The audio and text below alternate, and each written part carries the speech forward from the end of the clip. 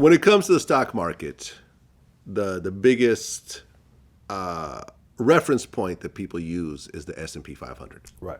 The top 500 companies Right. in the U.S. at a certain time.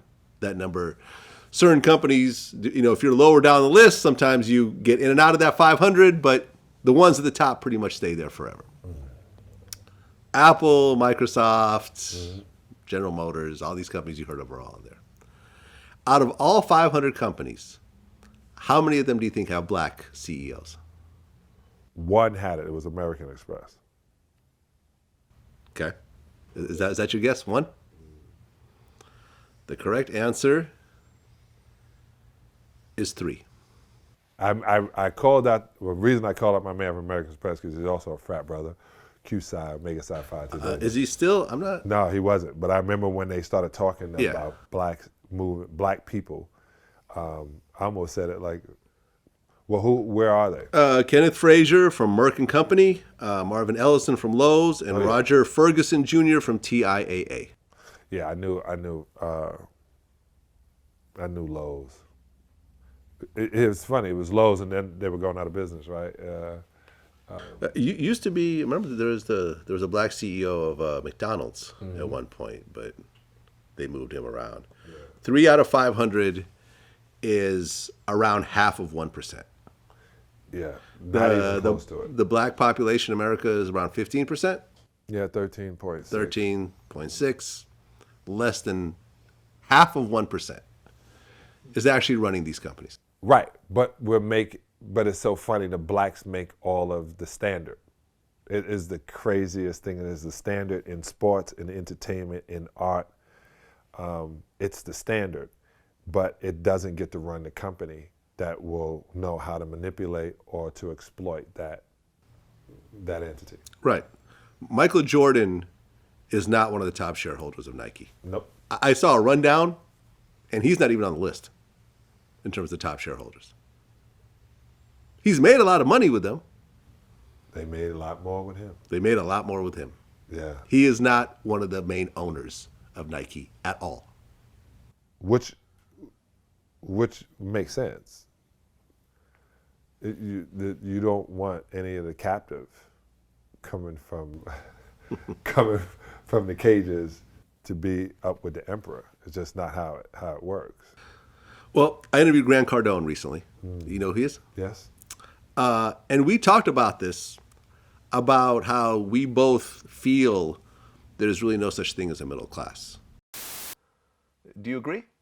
It's not financial inequality. It is educational inequality. Like people are playing by a completely different set of rules.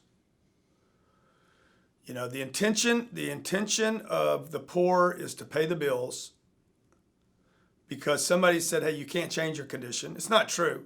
All you got to do is ask yourself a different question. Who has changed their condition in your community?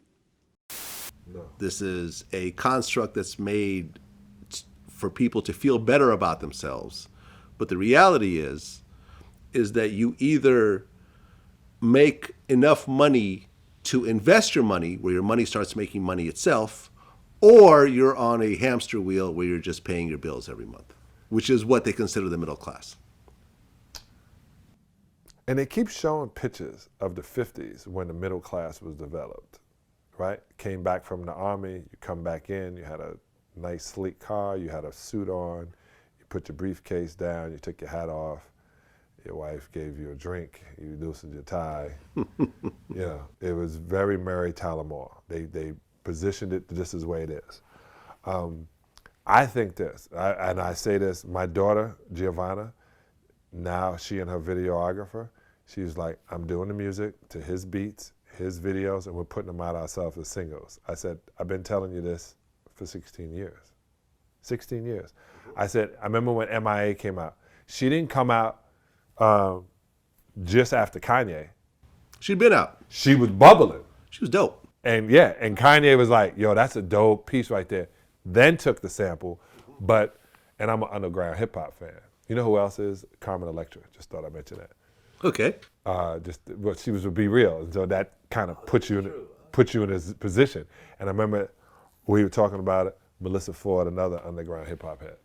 And when I told her, I said, this girl, MIA, she's on YouTube. You can check out her, what was it called? Not Facebook. What was the first one called? MySpace. MySpace is the shit.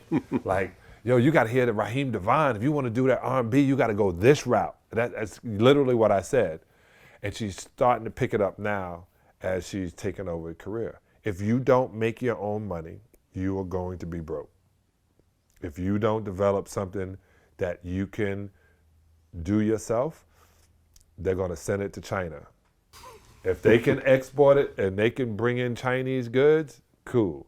But there's certain things you can't get. Can't get a haircut. Can't get your nails done. There's certain things that are never going to go away. They can't get rid of plumbing. They can move heating and electricity to solar, but they cannot move plumbing. So you better, get you a plumbing company, man. Don't get a steel company. I remember my last year, man, with the Pistons, I met this guy. He had a screw company, screw and bolts. Mm-hmm. And he was going to get me involved. This right after we won the championship. Everybody was grabbing one of us. And they grabbed Vinnie Johnson too, but they was called Plastic Mold Injection Company. Man, but you want these screw and bolts. I went with the screw and bolt guy. Vinnie Johnson now runs a $300 million company called Piston Group on plastic. and you go in the car, there's no more screws and bolts.